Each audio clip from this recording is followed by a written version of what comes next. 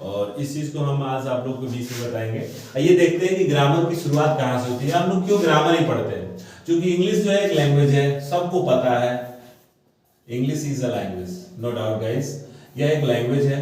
और याद रखिए जो लैंग्वेज होता है ना वो इम्प्योर होता है। इम्प्योर इट मींस अशुद्ध होता है, यानी कोई भी लैंग्वेज इम्प्योर होता है, चाहे मैं हिंदी बोलूं या भोजपुरी बोलूं या कोई भी लैंग्वेज अगर आदमी बोलता है तो इम्प्योर होता है, शुद्ध होता है। अब कोई चीज अशुद्ध है तो उसको हम लोग क्या करते हैं, शुद्ध करने का कोई तो उपाय होगा, प्यूरिफाई करने का कोई तो उपाय होगा। तो किसी भी लैंग्वेज को प्यूरिफाई करने के लिए हम जो चीज यूज करते हैं उसका नाम ही है ग्रामर, चाहे वो किसी भी लैंग्वेज का ग्रामर क्यों ना हो।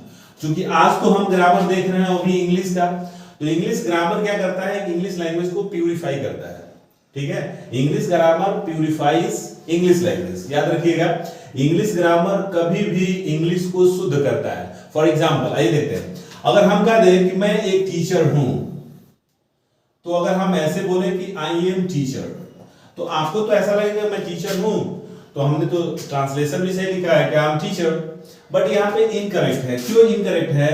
क्योंकि एक रूल है और रूल कहता है कि यदि सिंगुलर नाउन हो तो singular noun takes article A N, याद रखिएगा इनडेफिनिट आर्टिकल ए एन जरूर लेता है। तो अगर हम इस ए एन को हम मिस कर दें तो ये इनकरेक्ट है। अक्सर लोग पढ़ाते तो है कि टीचर के पहले ए एन लगेगा, अब टीचर के पहले ए लगेगा एन लगेगा, ऑफन कंफ्यूज है। ये ग्रामर सेक्शन बताएगा कि यहाँ पे ए लगेगा कि एन लगेगा, है ना। और जैसे कि आपको रूल है, जैसा कि आर्टिकल का एक रूल है, आर्टिकल इंडेफिनिट है, आर्टिकल्स दो होता है आपको पता है, डेफिनिट आर्टिकल इंडेफिनिट आर्टिकल, है ना। डेफिनिट इट मींस निश्चित आर्टिकल द होता है, एक ऐसा वर्ड जिसका अपना कोई हिंदी नहीं है, इसकी कोई हिंदी नहीं होती है, बट ये बहुत मायने रखता है। अगर किसी नाउन के पहले आ जाए तो उस नाउन को निश्चित कर देता है। जैसे अगर हम कहते हैं सन, तो सन से पहले आर्टिकल द लगता है, क्योंकि इसकी मीनिंग नहीं होती है। हाँ, मीनिंग इसकी होती है इनडेफिनिट आर्टिकल की होती है। इनडेफिनिट आर्टिकल की मीनिंग होती है गाइस, ए एन का अपना एक मीनिंग होता है, इसको हम एक बोलेंगे या कोई बोलेंगे, यानी इसकी हिंदी मीनिंग होती है, लेकिन ऐसा एक ऐसा वर्ड इंग्लिश का जिसकी अपनी हिंदी मीनिंग नहीं होती है, लेकिन बहुत ज्यादा इफेक्ट करता है।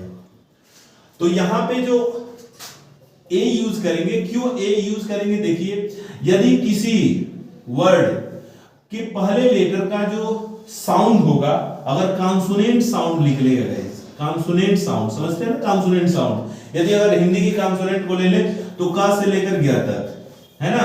अगर क से लेकर ग तक अगर कॉन्सोनेंट साउंड निकल रहा है, किसी पहले लेटर को अगर हम उच्चारित करेंगे, प्रोनाउंसिएशन करेंगे उसका, तो देखिए अगर टीचर बोले तो ट आया है, तो ट आया तो ए ही जाएगा, है ना। अगर हम कह दें कि मेरे पास एग है, एग है ना, तो ये जो एग है ना, इसकी जो साउंड लिख लेगी वो वॉवेल साउंड लिख लेगी गाइस, वॉवेल। अब क्यों वॉवेल हो रहा है? क्योंकि देख लीजिए हिंदी का अगर लेटर को देखेंगे अ से लेकर अ तक, तो हम लोग क्या बोलते हैं, इसे हम लोग वॉवेल साउंड बोलते हैं। तो अगर एग है यहाँ पे तो एन लगेगा, तो कहां ए कहां एन, ये ग्रामर सेक्शन बता रहा है। यानी जब हम ग्रामर पढ़ेंगे तो हमें पता चलेगा। ऐसे लैंग्वेज जो होता है इम्प्योर होता है, इसको शुद्ध करने के लिए सिर्फ और सिर्फ एक ही माध्यम है, वो है ग्रामर सेक्शन पढ़ना। तो ग्रामर की शुरुआत जो होती है ना, आज हम आप लोग बताएं ग्रामर की शुरुआत, जैसे कि हम आप शुरू में बोले थे टॉपिक पे कि हम आपको ग्रामर की शुरुआत बताते हैं। तो ग्रामर की शुरुआत अल्फाबेट से होती है, अल्फाबेट। अब अल्फाबेट में सबको पता है A to Z 26 लेटर्स होते हैं, ये बड़े मायने रखते हैं 26 लेटर्स। और 26 लेटर्स में हम देखेंगे 21, कितने लोग कहते हैं 21 कॉन्सोनेंट्स होते हैं, जबकि गलत है, 21 कॉन्सोनेंट्स नहीं होते हैं, सिर्फ 19 कॉन्सोनेंट्स होते हैं। आज के बाद दिमाग में रखिएगा 19 कॉन्सोनेंट्स होते हैं। इसमें से जो 2 कॉन्सोनेंट्स होते हैं गाइस, उसका नाम है सेमी वोवेल, यानी ये ऐसा वोवेल है, ऐसा लेटर है जो आधा सेमी वोवेल का काम करता है। सेमी का मतलब होता है अर्ध, आधा, है ना। तो ये जो कौन से है लेटर जो सेमी वोवेल का भी काम करता है, वो है W और Y, याद रखिएगा, यानी ये मेल और फीमेल दोनों है गाइस। अब हम आपको एक चीज बता दें, कॉन्सोनेंट को हम मेल समझेंगे, फॉर एग्जांपल समझने के लिए। और जो वॉवेल होगा ना, वॉवेल जो कि 5 वॉवेल होते हैं, 5 वॉवेल्स होते हैं, ए ई आई ओ यू, ये क्या करता है गाइस? ये फीमेल का काम करता है। याद रखिए, किसी भी वर्ड का निर्माण विदाउट मेल और फीमेल नहीं हो सकता। इट मींस कॉन्सोनेंट और वॉवेल के बगैर हो ही नहीं सकता। कोई भी ऐसा वर्ड हो, इंग्लिश का कोई भी वर्ड आप देखेंगे बिना कॉन्सोनेंट और वॉवेल मिलने के बगैर हो ही नहीं सकता। एग्जांपल देखिए, जैसे अगर हम एक वर्ड लिखते हैं जैसे CAT कैट, आप देखेंगे कि C इसमें कॉन्सोनेंट है गाइस, A इसमें वॉवेल है और T क्या है? फिर कॉन्सोनेंट है।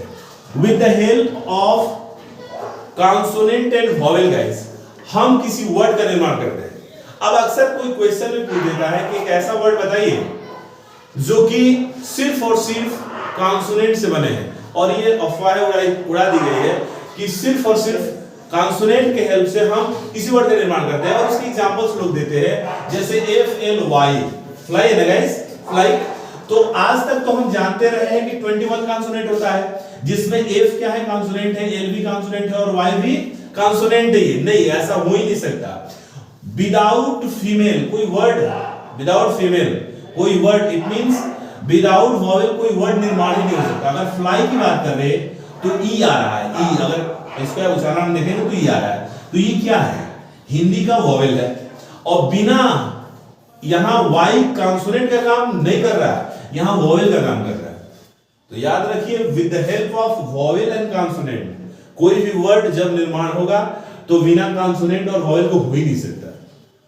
तो इंग्लिश की जो शुरुआत हुई वो अल्फाबेट से हुई। 26 आपके लेटर्स होते हैं, जिसमें 21 कॉन्सोनेंट्स आज की धारणाएं बनी हुई है, ये नहीं है।